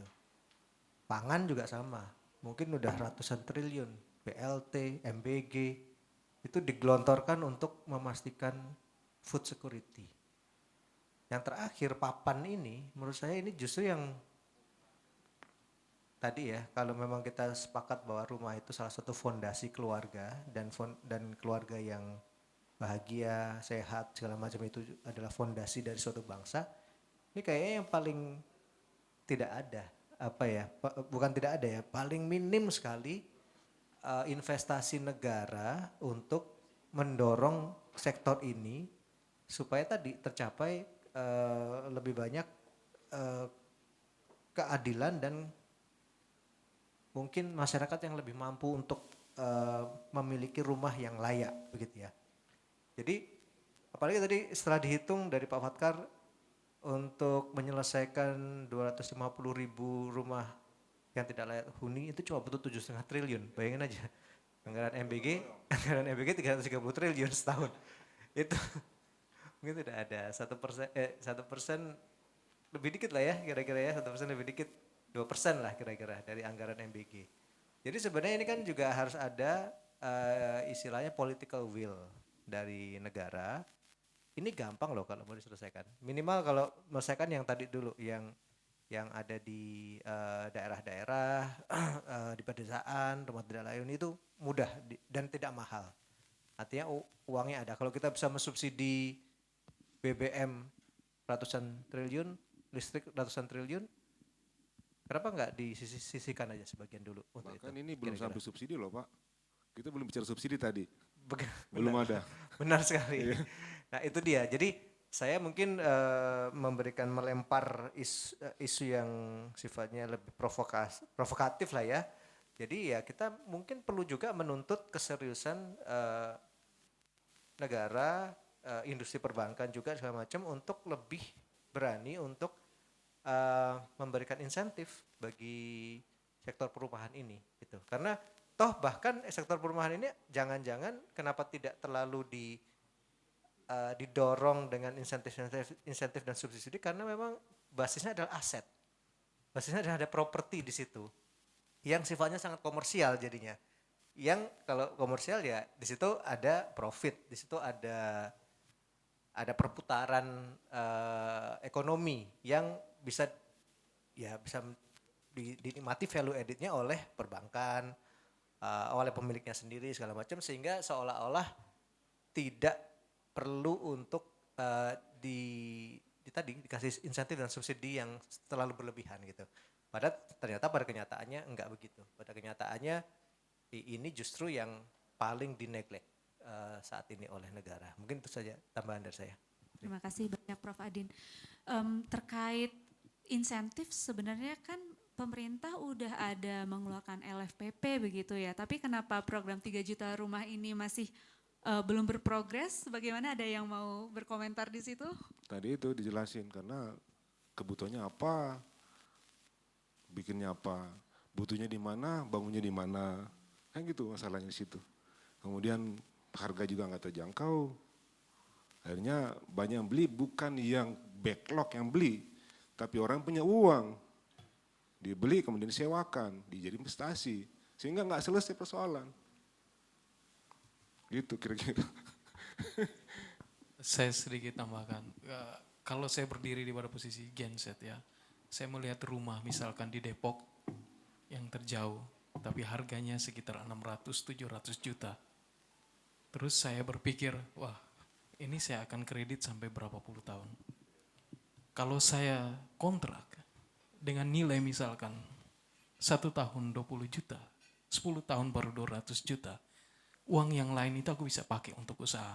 Nah, kalau kita melihat dari sudut pandang pemerintah, apakah bisa dilihat kalau, oh si A ini sedang kredit rumah, berarti dibuka kelonggaran bagi dia untuk kredit kayak membangun usaha kecil atau menengah. Saya pikir dengan memberikan peluang kayak gini bisa membantu bagi genset-genset ini kayak punya pilihan. Wah, kalau kita membuat rumah tapi kita juga diberi kelonggaran untuk mendapatkan uang.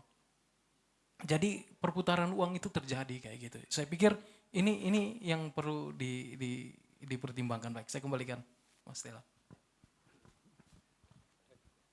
Saya setuju ya tadi Pak Arnold bahwa sebetulnya kalau pemerintah hitung-hitungan ya, saya nggak melihat itu menjadi suatu kerugian bagi pemerintah ya, karena efek multiplier efeknya itu cukup tinggi ya.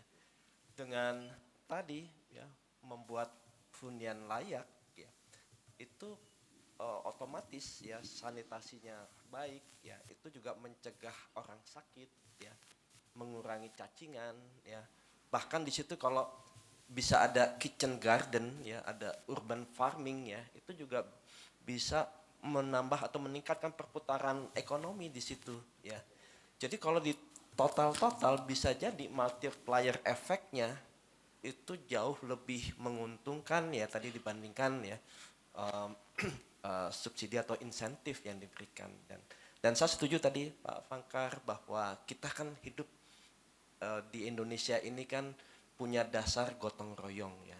Kenapa enggak kita pembiayaan secara blended, jadi semua pihak ya itu bisa ikut membantu ya, mulai tadi ada dana sosialnya dari CSR ataupun juga dana komersial ataupun juga dana dari pemerintah yang bisa mempermudah atau bunga subsidi bunganya ataupun yang lainnya. Saya pikir ini bisa menjadi satu kekuatan untuk tujuan tadi mengurangi backlog yang ada. Demikian. Jadi kalau kita bisa rangkum-rangkum walaupun belum rangkumannya. Jadi sebenarnya dampak sosial ekonominya itu besar kalau memang kita selesaikan backlog ini. Sebenarnya misalnya tadi kita cerita tentang bagaimana bikin kawasan ekonomi mandiri, walaupun agak jauh dari kota kabupaten, tapi luas di sana besar, pasti jadi pusat ekonomi. Otomatis kemiskinan dientaskan, sosial ekonomi sosial juga bisa bagus, apalagi secara politis ya. Kemudian kalau di kota misalnya kita bangun bangunan besar di lokasi-lokasi titik tertentu, tentu ke atas ya, seperti di Kemayoran, seperti di sentra-sentra pabrik, Tangerang sebagainya, itu juga mengurangi high cost ekonomi. Jadi sprawl urban itu tidak simpang siur lagi, tetapi kemudian menjadi sentra ekonomi juga di sana. Pasti akan berdatangan, ada gula ada semut, pasti pebisnis-bisnis datang ke sana dan mungkin mereka juga di situ sebenarnya, karena konsumennya kan itu kan. Kemudian kita bicara tentang bagaimana memberdayakan, menyelesaikan persoalan di desa, termasuk di area maritim, di pesisir, di pertanian. Kita bikin dalam suatu komunitas, kelompok tertentu, kemudian hasilnya diberikan hamparan untuk dia bangun atau dia tanam, mungkin sawit kan, mungkin cabai dan sebagainya, hasilnya bisa digunakan untuk membangun rumah itu atau membeli rumah itu. Kemudian yang RTLH, ya tadi itu, yang ada yang berat udah kasih aja. Nggak usah pikir-pikir, yang ringan cuma 5 juta paling, yang sangat ringan paling 1,5 juta. Tidak banyak uang dipakai untuk menyelesaikan backlog 20 juta, 10 juta di desa itu sebenarnya. Nah kemudian RTLH di kota, ya tempatnya sekarang yang kumuh itu nggak apa-apa diperbaiki, digusur, tapi bukan digusur hanya pergi, dibangun kembali dengan lebih cantik, lebih indah, lebih sehat, ada sanitasinya, ada kesehatannya, ada pasar-pasarnya di situ, sehingga aktivitas ekonomi hidup lagi di situ. Tidak akan protes karena nafkahnya di situ juga, gitu kira-kira. Jadi ada solusi. Tentu saja kalau saya berpikir apa yang kita cerita hari ini, malam ini, itu saya mengatakan bahwa ada keterlibatan stakeholder yang paling kurang ada 5 ya stakeholder yang saya sebut istilahkan dengan 5P. Yang pertama tentu harus dilanjutkan dengan penelitian, ya, diteliti kembali benarkah kebutuhan seperti itu, datanya seperti apa, supaya jitu, tepat sasaran. Kemudian pemerintah, lembaga pemerintah harus terlibat, mengkoordinasikan semua ini. Jadi ada 2P kan, penelitian, kemudian pemerintahan, publik juga terlibat. Tadi itu publik, yang gotong royong tadi itu. Kemudian perusahaan itu sama, dia menyalurkan CSR dan sebagainya, baru kemudian masuk kepada pendanaan, funding dan asuransi. Jadi 5 paling kurang, 5P di sana. Jadi penelitiannya ada, keterlibatan pemerintahan ada, kemudian unsur publik ada, kemudian pengusaha ada, baru pendanaan. Ini baru terintegrasi, dan sekali lagi ini hanya bisa jalan kalau ada lembaga atau apapun namanya yang punya power, yang legitimate power, mengkoordinasikan, bahkan mungkin merintah dan sebagainya untuk urusan ini. Seperti itu. Kira-kira siapa tuh Pak lembaganya yang memungkinkan? Apapun namanya, bisa existing, bisa bikin baru. Kalau coba tidak terlalu rumit, existing aja, apa yang ada di situ, itu diberdayakan. Itu. Tambahkan unsur-unsur yang ada tadi itu, ada dari mungkin dari pemerintah, ada dari perbankan, ada dari pemerintah daerah, ada dari yang punya BUMN. Baik, terima kasih banyak Pak Vankar. Nggak terasa ini kita waktunya udah ini ya, udah 15 menit lagi udah harus selesai diskusinya. Berhubung kita ada beberapa speakers di sini, sebelum saya merangkum mungkin saya ingin meminta satu-satu ya Bapak Ibu final statement terkait diskusi kita pada malam ini. Mungkin saya, karena tadi kita membuka dari kata sambutan dari Pak Adin, sekarang kita akan, Pak Adin nanti akan menutup. Dan saya minta untuk pertama final statement dari Pak Vankar, silakan Pak. Ya. Jadi teman-teman sekalian, Bapak Ibu sekalian, sebenarnya masalah perumahan ini menurut saya persoalannya karena tidak terintegrasi menyelesaikannya. Dan kemudian masalah perumahan bukan masalah Kementerian Perumahan saja sebenarnya, tetapi masalah semua kementerian, kelembaga yang ada. Oleh karena itu harus terintegrasi dalam penyelesaiannya, sehingga bisa menyelesaikan tepat sasaran, tepat jumlah dan sebagainya. Kemudian dana-dana yang dibutuhkan kalau untuk menyelesaikan yang rumah tidak layak huni semuanya bagian terakhir adalah subsidi kalau memang masih kurang. Tapi semua bagian depan itu adalah ada gotong royong tadi, kemudian TJSL, bahkan tadi ketika kita bangun di sentra ekonomi masih ada di TJSL itu namanya dana bergulir untuk dibikin ekonomi usaha. Pastikan juga lari ke situ seperti itu. Jadi sebenarnya solusi ini kalau kita sama-sama serius mengurusnya, menurut saya tidak susah untuk mendapatkan bukan 3 juta rumah, tapi menyelesaikan 3 juta backlog perumahan. Itu kira-kira. Terima kasih Mbak Stella. Terima kasih Pak Vankar, boleh dilanjutkan oleh Pak Dhani. Oke, baik, terima kasih Mbak Stella. Izin Bapak Ibu. Jadi kalau misalnya dari saya, tadi saya sangat sepakat dengan apa yang Pak Vankar bilang, bahwa memang masalahnya kita harus mengorkestrasi masalah ini, di mana melibatkan banyak stakeholder, terutama pengusaha tadi ya. Tapi mungkin ada, izin Pak Vankar, mungkin ada kalau dari sisi ekonomi, kalau misalnya kita tadi dalam artian mendorong pihak swasta untuk bisa CSR atau membantu gitu Pak, mungkin harus juga diiringi sama insentif juga dari pemerintah gitu. Apa yang bisa pengusaha itu dapat, karena kalau misalnya langsung didorong jangan sampai itu jadi disinsentif dari pengusaha atau investasi ke depan gitu di suatu daerah. Kemudian yang kedua, mungkin saya juga ingin menyoroti bagaimana penyelesaian ini memang tadi betul saya sepakat apa yang dikatakan Pak Vankar, harus per lapisan itu harus penyelesaiannya tuh beda-beda gitu. Jadi kalau misalnya yang tadi yang udah nggak bisa diharapkan itu memang memang harus dikasih gitu ya, kasih rumah gitu ya dengan berbagai cara tadi. Mungkin kalau untuk yang masyarakat berpenghasilan rendah dia punya pekerjaan, mungkin ya kita bisa mendorong mungkin dari sisi perbankan mungkin bisa mendorong produk-produk yang memang cocok. Misalnya kalau di BRI sendiri itu kalau misalnya kami itu ada produk kredit yang mungkin bisa juga dibayar cicilan harian gitu. Jadi pengalaman kami gitu ya, kalau misalnya pengusaha-pengusaha yang kecil-kecil ini nih, yang masyarakat bawah ini, itu sangat cash flow harian gitu. Jadi kalau misalnya kita bisa narik dari cash flow hariannya gitu ya untuk bisa delete rate gitu ya, Bapak Ibu jangan boros atau gimana gitu, itu mungkin bisa juga untuk dorong produk ke arah sana gitu. Gitu sih mungkin dari saya. Terima kasih banyak Pak Dhani. Selanjutnya silakan Dr. Kun. Ya. Sekarang kalau kita lihat ya perumahan ini, ya kita melihat beneficiary utamanya itu siapa ya, pengguna atau pembeli itu kan masyarakat. Dan masyarakat ini 85% masyarakat yang ada itu adalah pekerja, baik itu di formal maupun informal. Kuncinya adalah bagaimana masyarakat ini bisa bekerja, bisa mendapatkan upah layak untuk nanti dia bisa punya effort untuk terjangkau untuk bisa membeli ya, perumahan tadi ya. Dan tadi saya tertarik ya bahwa kalau kita lihat memang kita perlu melihat pemasukannya dan pengeluarannya ya. Untuk pemasukannya kita perlu ada penghasilan yang stabil ya. Maka dari itu untuk bisa mendapatkan penghasilan yang stabil berarti kita harus bangun suatu ekosistem mulai dari lapangan pekerjaan, mulai dari bagaimana dia bisa mendapatkan job security ya, skill security karena sekarang udah era AI ya, dia bisa terus dia reskilling atau upskilling sehingga mereka bisa tetap bekerja ya, agar tadi andaikan dia nyicil dia bisa bank bisa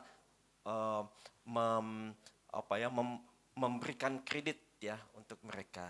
Nah, jadi ini jadi ada suatu kaitan ke core problemnya ya, kembali ke pekerjaan upah layak ya untuk bisa terjangkau tadi. Nah itu dari sisi penerimaan. Tadi saya setuju ya bahwa juga bisa dilihat dari pengeluaran gitu ya. Nah cuma masalahnya ya pola-pola pengeluaran yang ada, masyarakat berpenghasilan rendah itu rata-rata ya bahkan 60% itu di bawah SMA. Dia memiliki literasi keuangan yang rendah gitu ya. Jadi kita perlu mengedukasi mereka bagaimana agar mereka bisa menata keuangannya ya.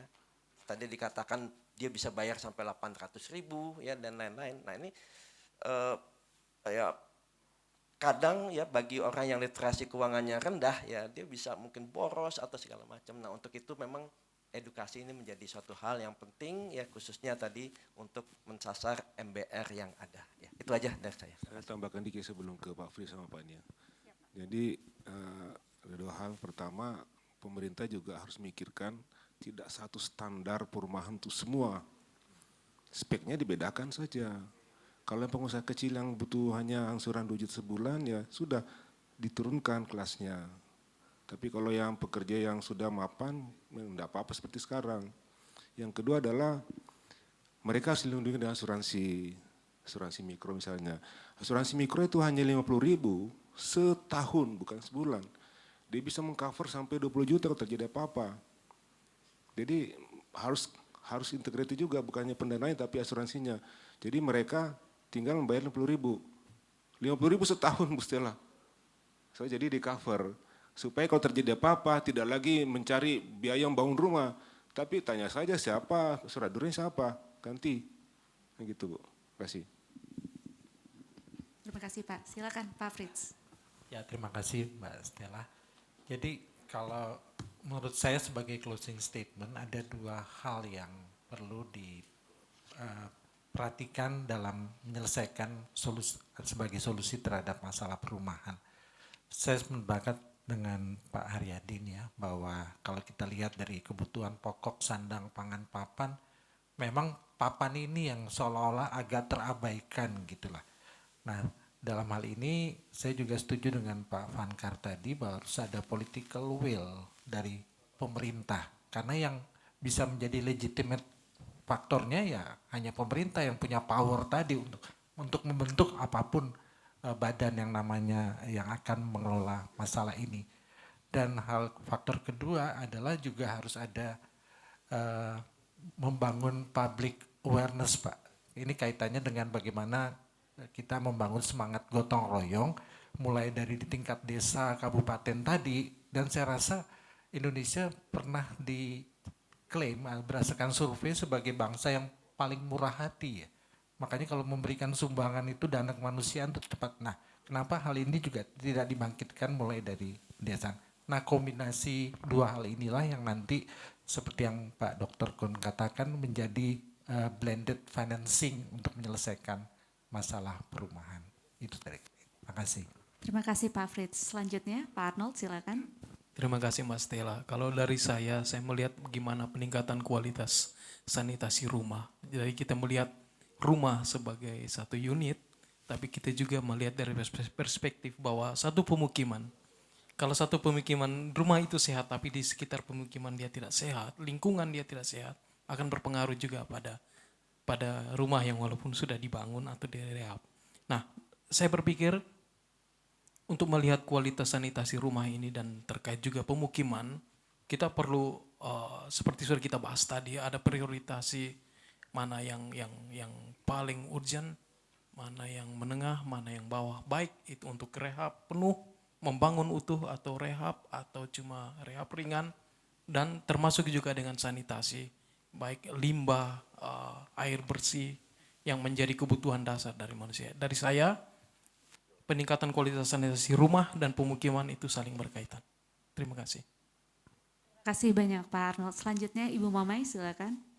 Baik, kalau saya untuk yang close statement untuk mengatasi backlog perumahan yang tadi program 3 juta rumah memang tidak hanya dilihat dari sisi supply tapi dari sisi demand juga. Nah, mungkin kalau dari sisi demand yang tadi Bapak Ibu sudah menjelaskan bahwa yang paling faktor pertama adalah yaitu pendapatan dan daya beli. Dan kalau kita lihat memang disisir lagi backlog perumahan itu memang beda-beda tingkat pendapatannya. Nah, mungkin kelas-kelas pendapatan itu harus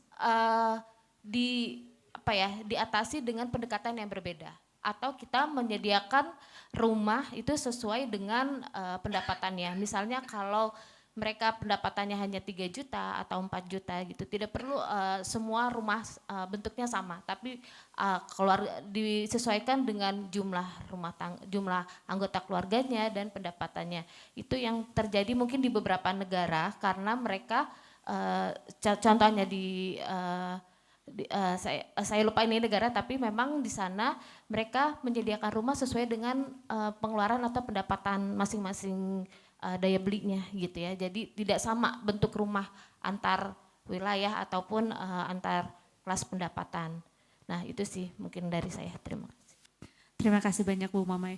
Mungkin karena keterbatasan waktu jadi saya titip juga Pak Prof Adin untuk sekaligus menutup penggantikan saya.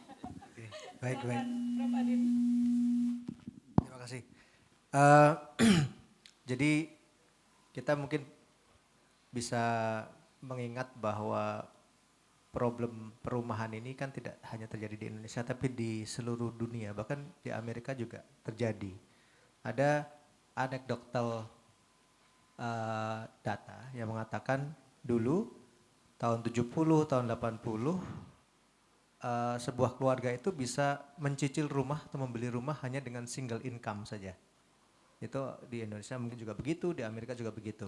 Hanya dengan penghasilan suami bisa nyekolahin anak, mencicil rumah, menghidupi keluarga itu. Tapi semakin lama, semakin kita bergerak, bahkan double income mungkin sudah tidak cukup sekarang. Dengan income suami istri pun bahkan untuk mencicil rumah dan menyekolahkan anak sudah kurang gitu. Jadi harus ada kredit segala macam tambahan. Itu belum untuk ini ya, untuk kehidupan sehari-hari. Artinya memang karena dunianya berubah. Pertama, kalau saya melihat saat ini untuk menambah 1 miliar populasi dunia hanya butuh waktu 10 tahun saat ini. Dulu mungkin 2-3 dekade yang lalu butuh 20 tahun, 15 tahun. Tapi sekarang dalam 10 tahun penduduk dunia tumbuh 1 miliar orang gitu. Artinya supply demand untuk hal-hal tertentu terutama papan, terutama perumahan sudah pasti itu sudah skewed-nya luar biasa secara matematika kurva itu mungkin tidak bisa ada kesenjangan distribusi pendapatan dengan kebutuhan perumahan itu sudah ketinggalan jauh sekali. Akhirnya yang terjadi adalah harga melonjak dengan luar biasa. Kemudian ini diperparah dengan kenyataan bahwa industri keuangan melihat sektor perumahan ini sebagai salah satu income utama bagi mungkin revenue di luar revenue ya mungkin revenue di luar ini ya hasil dari investasi segala macam termasuk tadi dari asuransinya, dari kreditnya segala macam. Ini adalah salah satu mungkin bisnis utama dari industri perbankan dan keuangan gitu. Sehingga iterasinya dalam mendorong pertumbuhan kenaikan harga secara perseptual ini ya, mungkin tidak per se secara supply demand itu semakin tinggi gitu. Kan buktinya tadi kalau dibilang bahwa suplainya kurang, buktinya banyak rumah yang nggak laku gitu. Tapi harga tetap segitu-gitu aja, tetap naik terus gitu, tidak pernah mengikuti supply demand di tempat itu gitu. Harusnya misalnya kalau di Karawang rumah tidak banyak nggak laku, harusnya di Karawang kan harga turun, tapi enggak, di sana tetap naik. Bahkan di kota-kota kecil pun sekarang menggunakan standar harga di kota-kota besar ketika ada perumahan-perumahan baru gitu yang harusnya untuk Gen Z itu cukup bisa di kota itu, tapi ya karena harga kota besar tidak lagi bisa dibeli oleh Gen Z. Nah artinya kita kan harus merevisit kembali apa memang benar kita harus tetap mempertahankan konsep ownership kalau kita bicara tentang perumahan. Artinya ownership kan harus dibeli gitu. Jangan-jangan itu sudah obsolete dengan tadi ya, dengan bahwa populasi dunia itu demikian cepatnya tumbuh dengan overkomersialisasi dari sektor perumahan ini sehingga kita tidak bisa menyalahkan bisnis kan. Itu bisnis ya natural aja gitu, tapi ya kita tidak bisa mencegah itu menjadikan keseimbangannya berubah dan akhirnya simply tidak affordable gitu. Jadi mungkin kita mulai harus mengenalkan bahwa tidak perlu ownership. Tapi ya negara, kita ibaratkan negara lah yang menyediakan space itu, menyediakan papan itu, dipinjemnya aja sama negara gitu. Tapi dijamin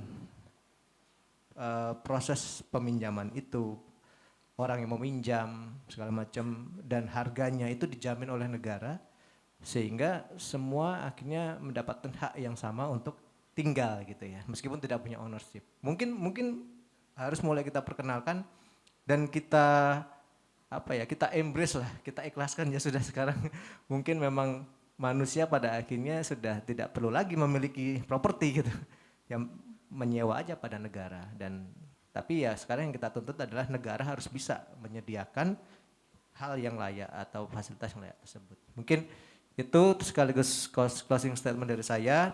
Sekali lagi terima kasih atas masukan, input dari Bapak dan Ibu-ibu narasumber sekalian. Semoga apa yang kita dapatkan hari ini besok ada di headline media. Jadi bisa memberikan manfaat yang lebih besar pada diskusi tentang perumahan ini. Terima kasih. Assalamualaikum warahmatullahi wabarakatuh. Ya, terima kasih Bapak Ibu hadirin sekalian, baik para narasumber maupun tamu kita yang hadir pada malam hari ini. Jadi Bapak Ibu kalau misalnya nanti di rumah mengingat-ingat kembali diskusi pada malam ini yang isunya sangat berlapis ini, mungkin kalau dari saya ada 3 kata kunci aja yang harus kita ingat Bapak Ibu semua. Jadi program perumahan ini harus tepat sasaran, dilakukan dengan gotong royong, dan juga harus ada political will untuk melakukan perubahan yang bermakna. Terima kasih sekali lagi. Begitulah akhir dari Indonesia Roundtable of Young Economists Roundtable Discussion pada malam ini. Terima kasih atas kehadiran Bapak Ibu. Saya sebagai moderator pamit undur diri. Saya kembalikan kepada MC.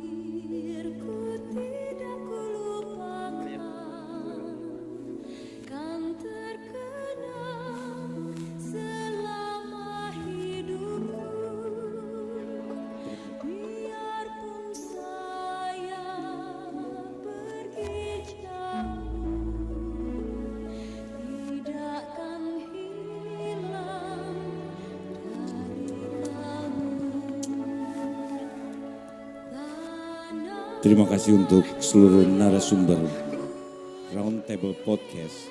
Dan saya informasikan untuk seluruh media, untuk doorstop, silakan untuk menghubungi masing-masing narasumber untuk melakukan wawancara. Kami dari Roundtable Podcast dan Tuti Roseno Plaza mengucapkan terima kasih. Assalamualaikum warahmatullahi wabarakatuh.